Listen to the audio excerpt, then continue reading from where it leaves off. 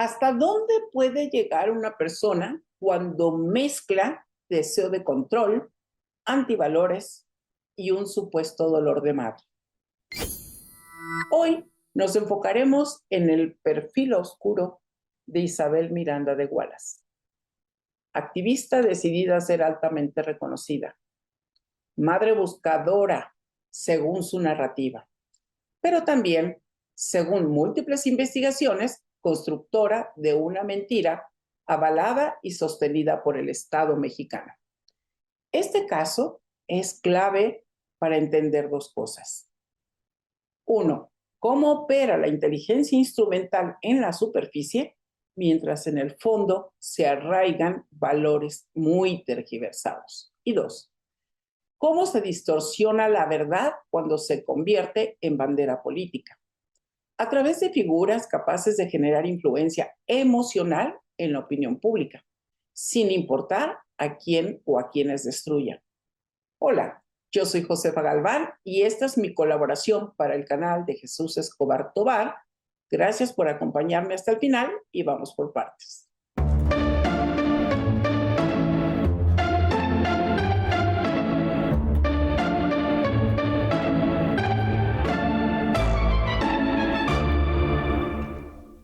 El enredo Wallace. Isabel Miranda Torres, conocida públicamente como Isabel Miranda de Wallace, nació el 27 de mayo de 1951. Recién falleció ella. Bueno, eso dice, no tenemos claridad. Empresaria en el ramo de la publicidad exterior, su vida dio un giro en el 2005 cuando denunció el presunto secuestro y asesinato de su hijo, Hugo Alberto Wallace Miranda.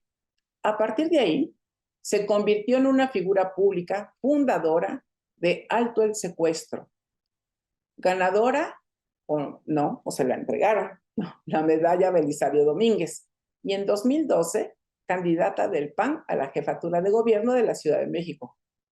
Pero lo que parecía una lucha heroica empezó a desmoronarse. Surgieron denuncias de pruebas falsas, documentos manipulados y testimonios obtenidos bajo tortura a 7 jóvenes. A esto se suman inconsistencias graves, dudas sobre la existencia jurídica de Gualberto Wallace, ya que su acta de nacimiento y CURP han sido seriamente cuestionadas. Y también la identidad de su padre biológico. ¿Recuerdan que fue muy sonado lo de la prueba de sangre encontrada en la segunda revisión del departamento y que apareció el padre biológico? Bueno, este entramado familiar no solo es confuso, le resultó funcional, pero es una narrativa sólida, dramática, imposible de cuestionar, sin ser acusados de que estamos revictimizando, ¿no? 2. Estudios, influencia institucional y el triángulo del poder. Vamos con algunas curiosidades que no deberíamos de dejar pasar por alto. Isabel Miranda afirmaba haber estudiado pedagogía o ser una maestra de formación, es decir, normalista, pero no hay cédula profesional registrada a su nombre, ni existen documentos oficiales que respalden sus estudios en ningún lado. Lo curioso es que es lo mismo con Genaro García Luna. El patrón se repite, solo se reconoce oficialmente su título de ingeniero mecánico por la UAM. ¿Y por qué menciono a Genaro García Luna? Porque muchas personas de esa época han ostentado títulos que no se sostienen porque ni siquiera aparecen sus cédulas. En el caso de García Luna, con una gran cantidad de nombramientos o títulos de posgrado que no están validados. Y aún así, Wallace, García Luna y Calderón formaron un triángulo de poder operativo y simbólico. García Luna ejecutaba operativos y montajes para reforzar un discurso de éxito en su guerra contra el narco. Hoy sabemos que no fue así. Wallace movilizaba el dolor y lo convertía en una narrativa muy legitimadora. Calderón, por su parte, capitalizaba políticamente esas narrativas en pleno auge de su guerra. Wallace no era una activista ciudadana, no era cualquier activista. porque si pensamos en las madres buscadoras, cuando ellas han tenido la posibilidad de acceder a penales, entonces no, las pobres ahí se andan de alguna manera apoyando entre todo este grupo. Ella, Miranda de Wallace, era la voz emocional del régimen, el rostro femenino que humanizaba la represión y ayudaba a justificar las fallas del sistema judicial, y hasta la fecha. Su poder no venía del conocimiento, venía de su acceso directo a la maquinaria del Estado, como suele llamar la oposición. 3. Su mundo profesional, político, institucional. De empresaria a operadora política. Isabel Miranda convirtió su historia en una estructura de poder. Su organización Alto al Secuestro recibió respaldo institucional de inmediato, un acceso privilegiado a las cárceles, a expedientes y una constante presencia en medios.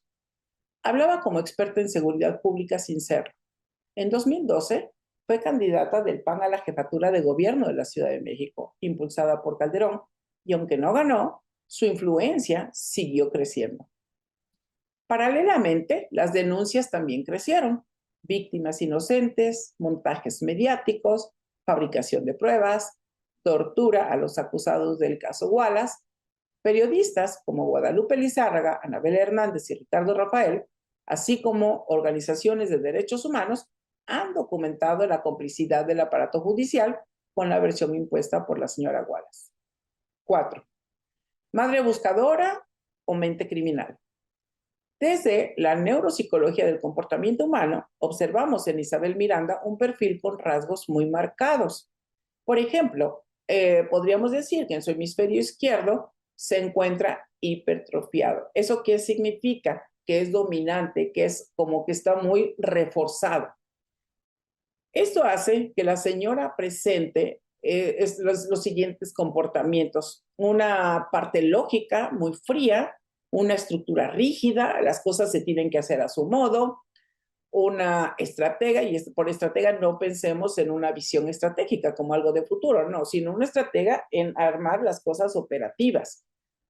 Un uso del lenguaje jurídico sin ser abogada, usar algunos términos, no precisamente lenguaje, pero sí términos que apantalla, ¿no? Como si supiera mucho de la parte jurídica.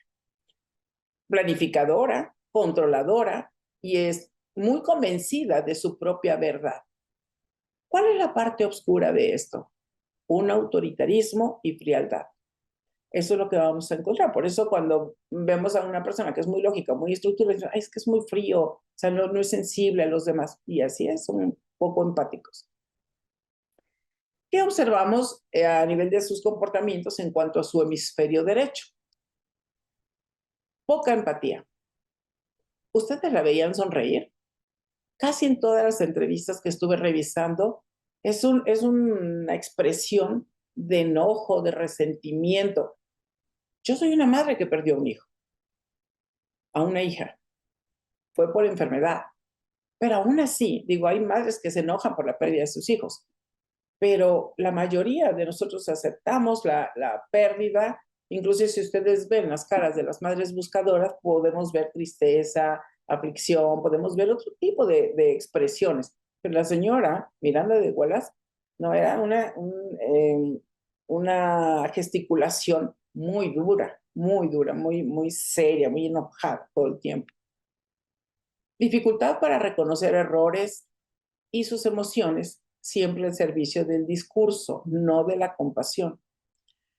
Su sombra se proyecta en la insensibilidad y en la deshumanización del adversario. Recordemos cómo se expresaba de las jóvenes. Yo jamás me podría expresar así de una joven como todas ellas que pasaron tantos años en la cárcel y los que todavía están ahí, pendientes de que se les haga justicia. Se muestra como una inteligencia muy instrumental. ¿Qué es esto? Es una inteligencia no para producir cosas que resulten útiles o para resolver problemas, no. Es una inteligencia muy dirigida que no tiene que ver con ignorancia, sino que tiene que ver con una inteligencia aguda. No es amplia, pero es aguda porque va por un objetivo. Y esto siempre al servicio de asuntos personales. capaces de manipular hechos, emociones y personas para sostener su objetivo o su causa, aunque ésta sea falsa.